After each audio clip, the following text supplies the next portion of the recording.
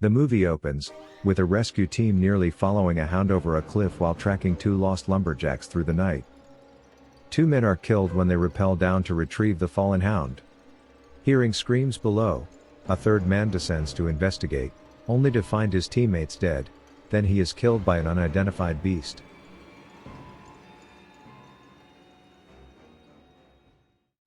Dr. Robert Verne is tired of dealing with the filth of city tenements. He doesn't believe he's making a difference. He accepts a position with the U.S. Environmental Protection Agency to write a report on a logging operation near Maine's Androscoggin River. The loggers are at odds with the local American Indian called Opis, meaning the original people. Maggie, Dr. Verne's wife, joins him on the journey. She is pregnant, but she is hesitant to tell her husband because he is opposed to having children. When they arrive, they meet Travis Nelson and his two children, Paul and Kathleen, who are on a wilderness expedition. They also meet Bethel Isley, the paper mill's director and their host. He tells them about his missing rescue team and blames the Opis for it. However, the Native Americans have their own explanation. They say Katahdin, a vengeful forest spirit, has been awakened by the loggers' activities. They describe Katahdin as being larger than a dragon with cat eyes, Isley explains. A group of Opis blocks Isley's path as he drives the couple to their cabin. They refuse to let Isley's people pass, resulting in a fight between the Opis' leader, John Hawks, and Kelso, one of Isley's heavies. Hawks has an axe while Kelso, the heavy, has a chainsaw. The brawl ends with Hawks on the ground, the chainsaw at his throat. The Opis yield and allow the cars to pass. The incident has clearly shocked Verne and Maggie.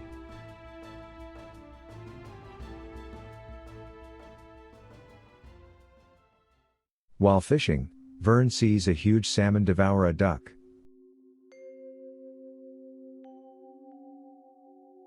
Later, after he and Maggie have eaten his catch, they are attacked in their cabin by a deranged raccoon. Verne kills it and sends a tissue sample to be tested. The following day, Hawks and his wife Ramona approach Dr. Verne to explain their side of the story. If Verne is concerned about the environment, he should consider the people as well. Something is causing people to become ill. Stillbirths, mental illness, and birth defects are common.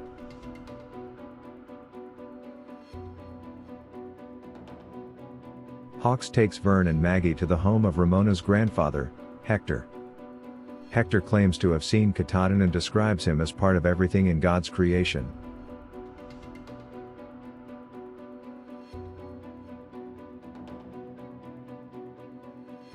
Verne notices plant roots growing on the surface that should be underground. Hawk captures a bullfrog-sized tadpole from the water to show Verne.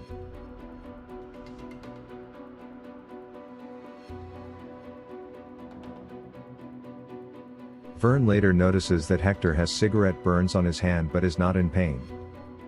The idyllic setting gradually takes on a sinister hue as the evidence mounts. Verne and Maggie search the paper mill for decisive evidence, but the chemicals used in the process are shown to never leave the plant. Isley informs them that the water is tested for purity on a regular basis. However, as they leave, Verne notices mercury deposits on Maggie's boots.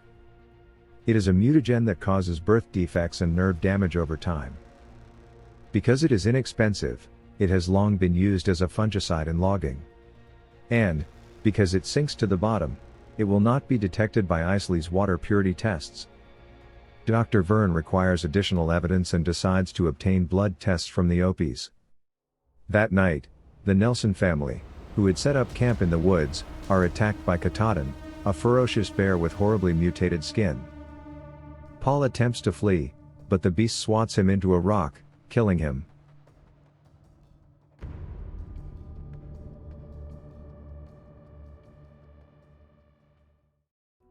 The next day, while Verne and Maggie are taking blood samples, Isley and Sheriff Pilgrim arrive to arrest Hawks and his men, whom they mistakenly believe are responsible for the Nelson family's death.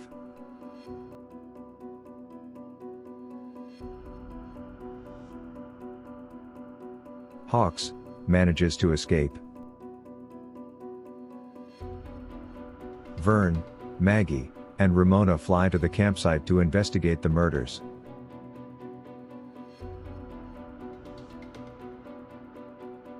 While Vern and Ramona discover massive scratch marks on the trees, Maggie discovers two mutated bear cubs trapped in a salmon poacher's net. Vern is determined to save one of the cubs so that it can serve as empirical evidence of the contamination.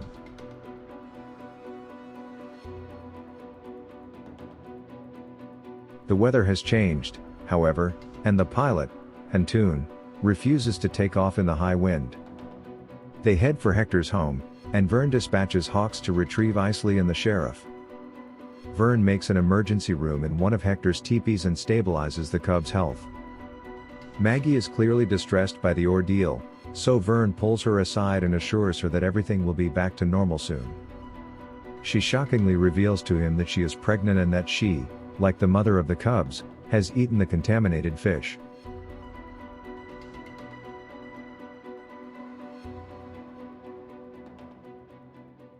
Isley and Sheriff Pilgrim arrive and see the mutant cub. Isley is contrite, knowing that Hawks and his men weren't the killers. Hector arrives, when suddenly Katahdin attacks the camp in search of her cubs and kills everyone in sight.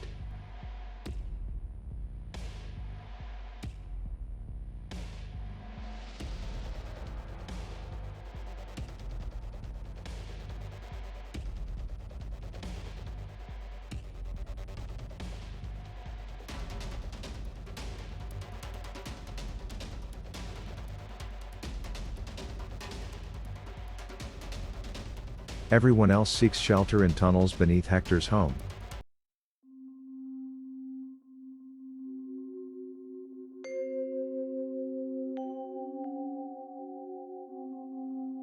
All goes quiet, so Pilgrim decides to check it out.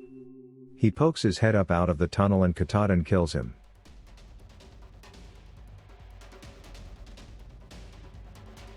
The survivors make their way out of the forest the next day.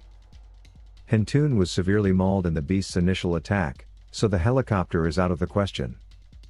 Isley climbs Mount Emery in an attempt to reach a radio tower and request assistance.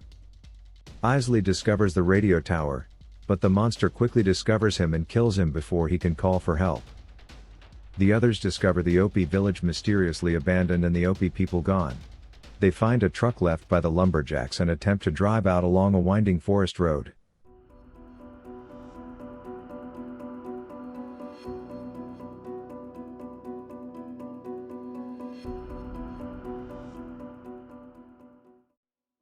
Katahdin turns the truck over and finishes Huntoon off by devouring his head.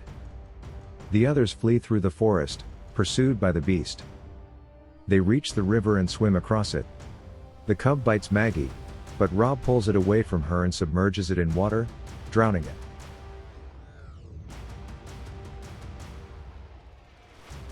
Hector stays behind to force Katahdin to flee, but he is also killed. Katahdin initially appears hesitant to follow them, but then enters the water and vanishes.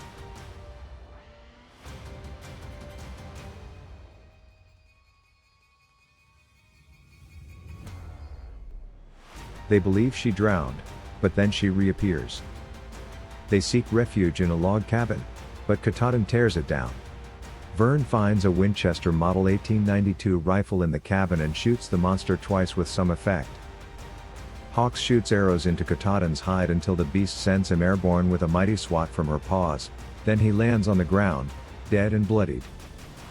Vern picks up an arrow, then Katahdin hoists him up, only to be stabbed repetitively in the face and eyes until she collapses into the lake. Rob notices that the monster still moves slightly and leaps onto the beast and stabs her a few more times until her corpse finally sinks below the water.